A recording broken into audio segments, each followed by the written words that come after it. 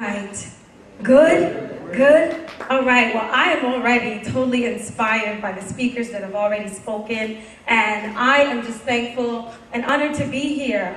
One of my students, definitely a rising star, already here at Rutgers. She's for sure a star, but for sure I see great things ahead for Shuyi. Thank you for having me and the TEDx organization. I'm honored to be, I believe, the only women in the panel of speakers tonight. And thank you. And so, I don't have a PowerPoint presentation. I tend to switch it up on my students, but when I first started, I did that quite a bit, and I know how that all goes. So I want you to take this little talk that I'm going to be doing with you in the next several minutes as a conversation. We're going to be having a conversation, but here's the thing. This is the type of conversation where you won't have to say much, all right? I can read expressions. I've been assessing people my whole career. I was asked actually to, along with the theme for tonight's event, Connecting the Unconnected, share my story tonight. So that's what I'll be doing. I want to start off by saying I am a proud alum of Rutgers, holding 2 degrees from Rutgers. Thank you. My Rutgers degrees has allowed me to hold my own amongst the best of them from Harvard and Yale and Cornell while I was at GE and internationally. And I can tell you, you are at the right place at the right time, being here at Rutgers today. So I tend to have to really gauge how much of my story I have to tell when I get to talking. But what I will say is, I'll start with a little bit about my background. Here you have in front of you the little girl who used to get punished in kindergarten because her report card came back that she talked too much. Today, I talk, and it's okay. So, you know, as you look at your life, and, you know, many of you probably have children, take those things that your child tends to do, overly do, as probably their gift, their talent, that thing that can take them very, very far in life. That's what I've learned. But getting to my story, I am actually first generation here in the U.S. My parents actually are from Haiti. They came to Canada in the 70s, so I'm a 70s baby. And long story short, by the time I was 7 years old, we moved to the US. My father had the vision for the American dream. And so he had 3 daughters. He always wanted a son. He didn't have a son, so I had to carry that weight of living up to what my father would have wanted in a son. And I aspired, what they aspired for me to do was to be a doctor. Because I grew up very sickly child, but always precocious and always curious and very much into science.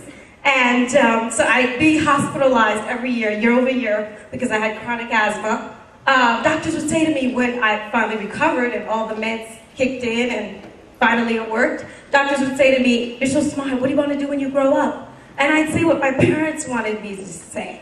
I want to be a doctor when I grow up.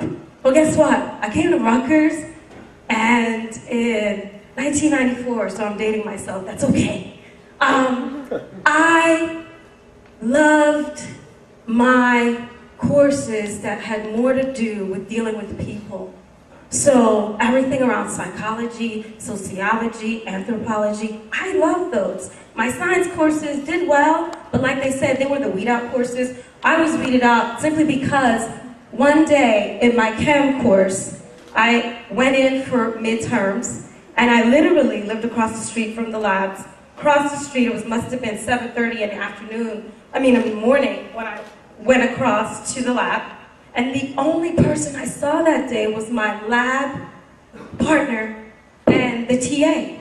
And when I left that night, it was already dark, and I said to myself, I don't think that's what I want to do. So we'll fast forward. I ended up getting a master's degree in HR at the Graduate School of Management, Labor Relations. That degree took me around the world, phenomenal experience. And in the midst, I had a child while I was a student here at Rutgers, Okay? So that was the first strike that should have knocked me out. But guess what? I was determined. I had a father who enforced negative reinforcement. So at 21, when I had a daughter, instead of my degree, my father said to me, you know what? What are you going to do now with your life? I said, you watch. I'm getting a master's degree, and I'm going to be a successful businesswoman. That's what I'm going to do. But still, I said that I had no clue what I'd really do. And so I ended up taking the first year out of grad school an assignment with GE, and we talked about ethics, connecting the unconnected. I find it interesting that today, there's the irony here, obviously, we're talking with such a theme, because this is probably the most connected we've ever been in human, or in mankind, the history of mankind, right? So what do we say here about being connected? Well, what happened to me was, I was driven to be a success, which is the title of my talk today. How do you define success? I was driven to be successful for several reasons. I wanted to prove my father wrong, that even if you mess up, you can still get up and make up for it and even ride above everything that you've had to overcome. And as I went through the process of deciding where I wanted to start my career, this was during the IT boom, 2001, 1991, around that time. So I had an experience of working as a graduate intern at Lucent Technologies. That was an interesting experience, because at the time, Lucent was probably, on the East Coast, the biggest competitor to all the big guys over in Silicon Valley. And within a matter of a year, the company went from trading at $75, top dollar, a share, to junk bond. And I asked myself, what happened? Well, what happened was there were ethical issues.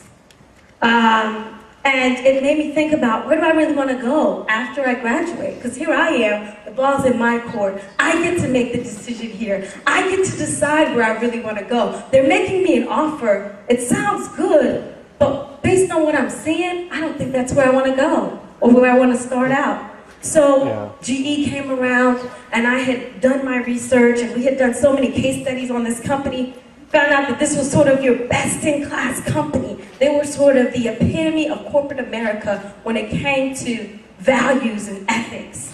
So when the offer came, I jumped on it. Within a year's time, 9/11 happened. A lot of people lost their jobs, a lot of changes and shifts in the economy. I was asked to go to France to take an opportunity to be their HR integration leader. The company was really in acquisition mode and needed somebody who could fit into that whole French culture.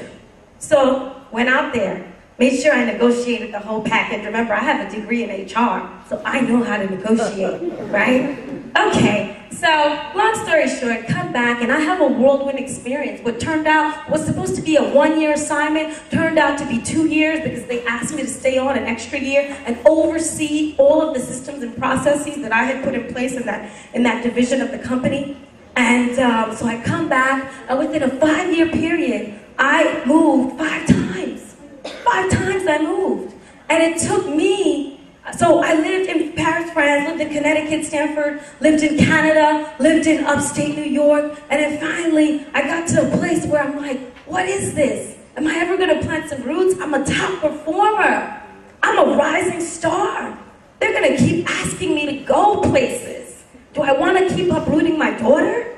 That was my question. I had always negotiated great packages, so she was always well taken care of. But it got to that place where what was success turned into disenchantment. So I'll fast forward a little bit more. I had to ask myself, now what? Do I really want to keep this pace up? And what I ended up doing is, it took me getting into a car accident. And the car accident left me having to assess, where am I going? And at that point, it was a crossroad for me.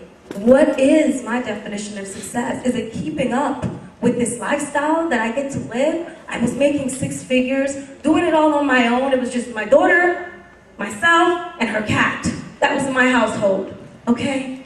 And I got to that place where I had to really say to myself, I understand what society defines to be success, but ultimately, what is success? Is it having the house with the luxury cars parked in front of your house?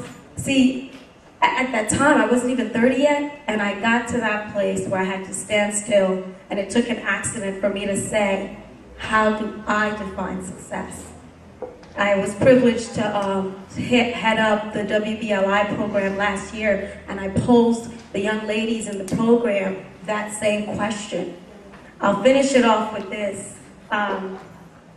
What I've learned in the last now 5 years, and it's only been 3 years that I've left corporate. I left corporate in 2006. I was at a 6-figure income as an HR executive for Thomson, which is now Thomson Reuters. And to everyone, when I left and made that decision, it was crazy.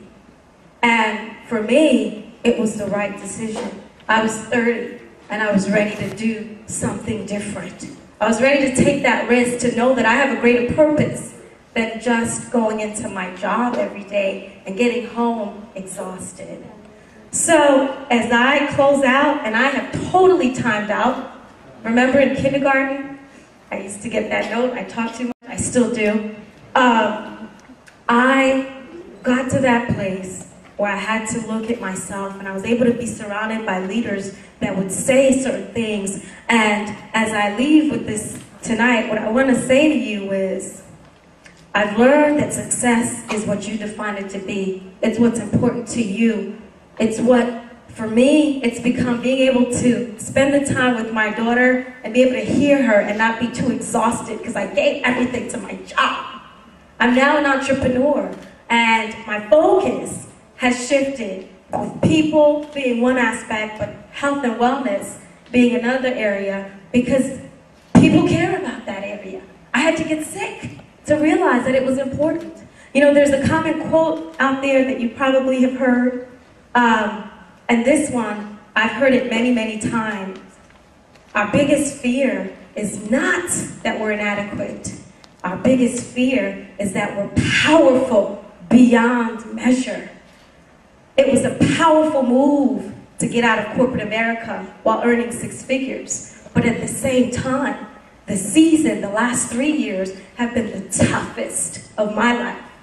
Because it required me, quote unquote, to walk on water. You know, to kind of look up and not look down. Because if I looked down, I would really sink. So tonight, I just want to get you guys, as you are all super connected. We've got every gadget to be connected at our fingertips. Think about the journey of your life.